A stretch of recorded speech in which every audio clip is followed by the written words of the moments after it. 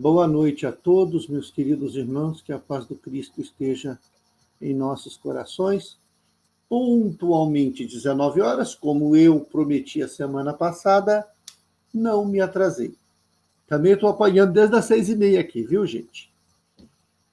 A gente vai aprender, a gente aprende sempre, né? Rogando ao Mestre Jesus que nos abençoe, que nos proteja, que abra o nosso entendimento, mas que principalmente faça com que nós consigamos transformar o Evangelho em prática diária. Aí sim, nós vamos estar na trilha certa. Que Jesus nos abençoe na noite de hoje. Hoje nós vamos estudar o 4º capítulo do Evangelho segundo o Espiritismo, uma das bases, uma das pilastras que sustentam a nossa doutrina, né? O capítulo 4, melhor dizendo. Ninguém pode ver o reino dos céus se não nascer de novo. Neste capítulo, Kardec vai fazer uma alusão sobre o ponto de vista religioso, filosófico da reencarnação. A reencarnação, a palavra reencarnação, ela foi criada por Kardec, né? Kardec criou a palavra reencarnação, como também criou a palavra perispírito. Então, são termos que ele criou e colocou na doutrina, deu essa ênfase à doutrina. Mas a ideia da reencarnação, ela não é propriedade da doutrina espírita, não é uma inovação doutrinária, e também não é responsabilidade da doutrina provar que a reencarnação existe. A ciência que o faça isso para lá. Tá? Nós não precisamos acreditar na reencarnação, nós precisamos saber que a reencarnação existe, né? E é engraçado porque você vê a literatura ocidental, ela fala tão pouco nisso, né? Já as religiões orientais, elas dão uma noção muito clara disso, né? Na Índia, você tem uma cultura reencarnatória há milênios. Só que na Índia, acredita-se que você reencarna animal. E quanto mais perfeito você é, mais próximo você está de reencarnar uma vaca. Por outro lado, quanto mais imperfeito, você reencarna nos reinos inferiores, como anfíbios, répteis e tudo mais. Bom, de onde Kardec, então, vai embasar esse capítulo? Aí nós vamos lá em Marcos, capítulo 6, versículos de 13 a 17, que é a primeira observação, a primeira orientação que nós temos. Um diálogo interessante do Cristo, quando o Cristo pergunta: o que dizem os escribas quem eu sou? O que eu sou? Respondem os apóstolos, né? Dizem que tu és Elias. Outros dizem que é fulano, que é Beltrano, que é um dos profetas. Ora, só isto aí já seria motivo para nós estudarmos a questão da reencarnação. Porque se os apóstolos estão dizendo que ele era Elias ou um dos apóstolos, como? Quer dizer, de onde? Por quê? Não é verdade? Então, o que acontece? O Cristo ele deixa muito claro ali, quer dizer, essa colocação deixa muito claro que os apóstolos falavam que ele reencarnou, que ele voltou. Nisso Simão diz: tu és o Filho de Deus. Aí o Cristo: opa, peraí, você acertou, xará. Porque não foi as coisas daqui de baixo, foi o algo mais, entendeu? Foi o que está nos céus que disse para ti quem eu sou. Aí nós vamos ver a mediunidade de Pedro atuando, porque ele percebeu a origem divina do Cristo. Então, olha, você está no nível acima. Você não pode ser comparado a nenhum dos outros, porque nenhum dos outros tem a tua estrutura moral, tem a tua estatura. Você está acima. E o Cristo reconheceu isso. Quando diz para ele, bendito és porque não foi as coisas da terra, mas as do céu. A origem divina do Cristo foi taxativa, como Pedro descobriu. Mais tarde, nós vamos lá em João, tá? 9, 11, 13.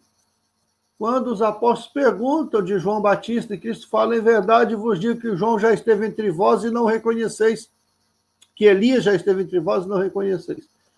É textual no Evangelho, não está sublocado, subcolocado, subentendido.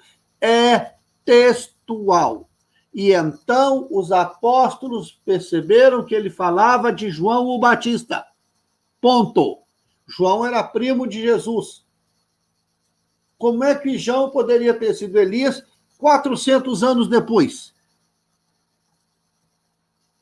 É uma prova inequívoca da existência da reencarnação, porque a ideia da reencarnação já existia entre os hebreus. Mas os hebreus tinham uma língua muito pobre. Não haviam termos. Então, o que acreditava ser a ressurreição. Porque o conceito de ressurreição não era o conceito que nós tínhamos hoje. Porque qual é o conceito da ressurreição? Que você vai morrer e que você vai ocupar o mesmo corpo que você tinha. O teu corpo vai ser recomposto. Aí eu pergunto, e o sujeito que for cremado, como é que faz com ele? Vai colar uma cinzinha na outra? Eu acho que não. E quem doou órgão? Já imaginou a bagunça que vai ser? O sujeito querendo o rim, querendo o fígado, querendo o olho dele que está com outro? Essa é a ideia da ressurreição. Né?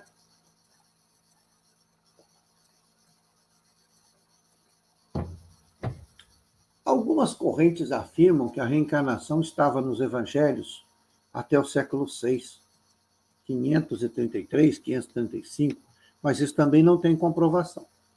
É uma teoria, não é um teorema. Tá? A diferença de teoria e teorema é que o teorema é aquilo que já foi provado. A teoria ainda não. Então, é uma teoria. Tá? Diz que até o ano 533 a reencarnação estava explicitada nos evangelhos. Quando foi compilado os dados para se editar, a mulher do imperador Justiniano mandou que se retirasse, porque ela teria sido prostituta, então ela não queria assumir os compromissos dos seus erros, dos seus delitos. É como se você está com febre, mas você quebra o termômetro para negar a infecção. É mais ou menos isso. E criou-se, então, uma ideia da salvação. Qual é a teoria da salvação? Aí pegam lá na passagem que Jesus olha para Dimas e fala, ainda hoje estarás comigo no paraíso.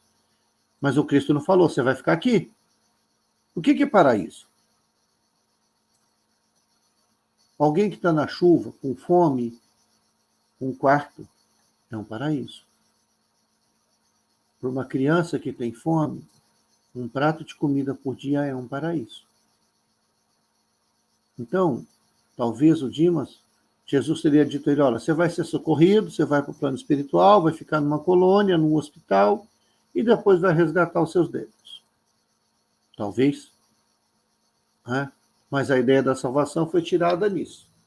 Que se você, na hora da morte, se arrepender, todos os seus pecados serão perdoados. Você entra limpinho no reino dos céus. Essa ideia, não sei vocês, mas ela me aterroriza muito, porque o que adianta você ser bom, fazer tudo certinho, valorizar, se você não vai ter mérito? É como aquele aluno que no começo do ano, nos 3 primeiros bimestres, ele brinca muito, ele não leva a sério, leva tudo na flauta. Aí vem a nota. E eu não sei os outros professores, mas eu digo sempre, 59,5 não é 60. Ah, professor, me dá meio certo, eu não faço meia pergunta, então não tem meio certo. Aí chega no último bimestre, aquele aluno não tem condições de passar porque ele não tem o rendimento mínimo necessário. E ele está visivelmente arrependido. Visivelmente arrependido. Mas o que vai fazer com ele? Passar ele de ano? Ah, já que você está arrependido, eu te dou a nota que falta e você passa de ano. Mas espera aí, e aquele menino que o ano todo levou as coisas certinho, fez tudo, foi esforçado, lutou contra toda a adversidade e conseguiu a pontuação? Nós estamos sendo justos com ele? A vida estaria sendo justa com ele? Não, não está. É mais ou menos isso que acontece. Tem uma passagem também que está em João 13, versículos de 1 a 12, que é uma passagem interessante de Nicodemos. Ela não é tão clara quanto as demais, como nós temos no Velho Testamento a passagem de Jó 14, 10, 14, quando Jó fala, na tradução grega, quando desta vida me cansar, partir, a ela voltarei. É textual, está lá, é claro. E como que é engraçado, fazendo um adendo aqui com o Evangelho, eu não sei se com vocês acontece isso, mas eu estou descobrindo tanta coisa nova, tendo que ler o Evangelho novamente para fazer esse bate-papo com vocês, que a sensação que eu tenho é que eu nunca abri esse livro. Essa passagem de Jó, por exemplo, tinha passado despercebido por mim, 3 linhazinhas, que dão toda a mudança no texto. Quando fala ali claramente, quando desta vida me cansar, a ela voltarei. Vou esperar porque a ela voltarei. Ou seja, está lá no texto, está lá no Velho Testamento. Lá no Velho Testamento já falava em reencarnação. Isso quer dizer que é intrínseco, que é inerente à cultura judaica. Mas o Evangelho de João fala do célebre diálogo do Cristo com Nicodemos. Quando o Cristo fala, Nicodemos vai até o Cristo na calada da noite, disfarçado, talvez com medo das consequências, porque era um doutor da lei, e pergunta ao Cristo, mestre, o que eu preciso fazer para ver o reino dos céus? E o Cristo diz, aquele que não nascer de novo não verá o reino dos céus. Mas nascer como? Da água e do Espírito.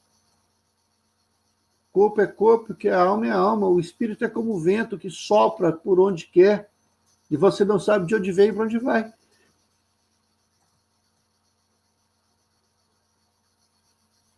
Isso derruba a teoria de que a alma é criada junto com o corpo. Se a alma fosse criada junto com o corpo,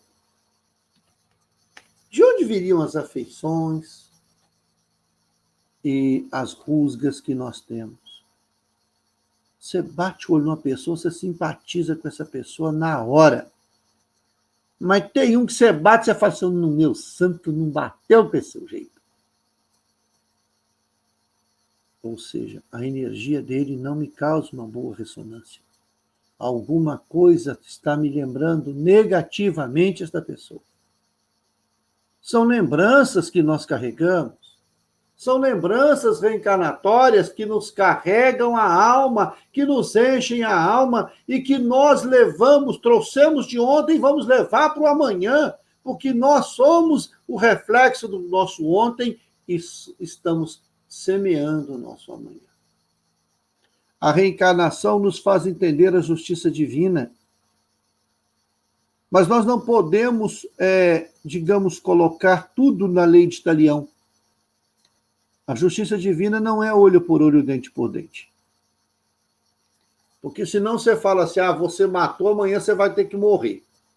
Quem com ferro fere, com ferro será ferido. Eu até pensava assim uma época, sabe, gente? Ainda bem que a gente muda, né? Eu acho que evoluir é você mudar sempre. E você está sempre disposto a rever os conceitos e a mudar. Eu acho interessante isso. Mas olha só. O sujeito vai lá, cometeu um crime e matou o fulano. Deu 3 tiros no fulano. Depois matou mais um, depois matou mais outro. 3 homicídios nas costas. Ele vai ter que morrer por 3 encarnações? Ou numa encarnação, um dá uma facada, um dá um tiro, o outro corta a cabeça? Aí vai virar vingança. Não é justiça. Se você cometeu um erro, você tem que ter aprendizado, você tem que aprender com aquele erro. Ponto. Então, ninguém reencarna para pagar pecado. A expiação dos débitos do passado é uma coisa para que você aprenda a consequência dos seus atos. Ponto. Você tirou a vida de 3 pessoas. Beleza. Vai reencarnar numa família boa, vai estudar, vai fazer medicina. Depois você vai entrar na tua cabeça lá e vai trabalhar no SUS. Vai trabalhar lá no Manaus, lá no Amazonas. Vai trabalhar num lugar lá no rincão do Rio Amazonas, sem nenhuma condição. Para lutar para salvar a vida. Garanto que esse cara vai aprender o valor da vida. Ele vai aprender a dar valor na vida. Fulana está com câncer no útero porque na outra encarnação você abortou. Está com câncer no útero porque ela tem útero, uai. Não é assim que as coisas funcionam. Nós temos que parar de vincular as coisas. Nem tudo na justiça divina é pau e pedra. A justiça divina é mesclada com a misericórdia. Principalmente nós espíritas, nós temos... Olha, você deve ter aprontado outra encarnação, não. Está passando, comendo pão que o diabo amassou.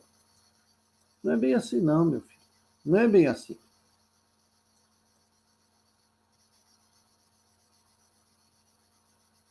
A mulher abortou 3, 4, 5 vezes. Vai reencarnar no Brasil, vai ser mãe de gêmeos, trigêmeos. Vai ser mãe solteira de 3, 4, 5, 6 filhos. Ou até não, vai ter um marido, vai ter 3, 4, 5, 6 filhos que vão cobrar dela. Ela vai ou não vai dar atenção à vida? Então, o objetivo da reencarnação é a nossa educação, é o nosso aprimoramento. A pluralidade das existências é uma verdade inegável que nós vamos ter por ela e vamos passar por ela até que nos aprimoremos, até que tenhamos condições morais de habitar mundos de regeneração, mundos mais tranquilos, aonde a vida é menor, aonde o peso da vida é menor, aonde o perispírito é mais etéreo. Porque, por enquanto, aqui na Terra, quando nós desencarnarmos, nós vamos confundir o perispírito com o corpo de tão denso que ele é. Mas já que nós estivermos habitando os mundos mais evoluídos, nós vamos confundir o corpo com o perispírito de tão etéreo que ele é. Então, a reencarnação é um fato. A evolução é uma constante. Se um amigo seu não acredita na reencarnação, não briga com ele, não. Uma hora a ciência vai provar que contra fatos não há argumentos. Tem uma música que o Alma canta, e a canta com a alma, e fala: quanto tempo terei de esperar para ver a tua face de amor? Quantas vezes me farás criança? Muitas vezes ainda. Porque vai chegar num ponto que nós não vamos precisar reencarnar mais. Nós já vamos ter expiado os nossos delitos do passado, já vamos ter aprendido o valor de muita coisa, podemos ficar no plano espiritual, já não seremos mais espíritos errantes. Errantes aqui não é no sentido de erro, não, mas é espírito sem paradeiro, que hora está de cá, hora está de lá. Nós vamos habitar os mundos mais evoluídos, os planos espirituais mais evoluídos. Mas aí é que está. Quando nós atingimos esse nível, nós vamos olhar para trás e falar, nossa, aquele sujeito ainda está matando alguém lá atrás. Conheci aquele cara uns 3, 4 mil anos atrás, tinha potencial. Não, mas ele tem potencial. Eu vou voltar lá, eu vou aguçar os sentimentos bons que tem no coração dele. Aí nós vamos reencarnar por opção, por vontade e não por obrigação. Porque um dia nós vamos afirmar assim, já não sou eu quem vivo, mas é o Cristo quem vive em nós, quem vive em mim. Que Jesus nos abençoe a todos. Encontro com vocês na próxima sexta-feira, nesse mesmo bate-horário, nesse mesmo bate-canal. Paz e serenidade a todos, uma boa semana. Fique em casa, se previna, cuide-se. Que Jesus nos abençoe a todos.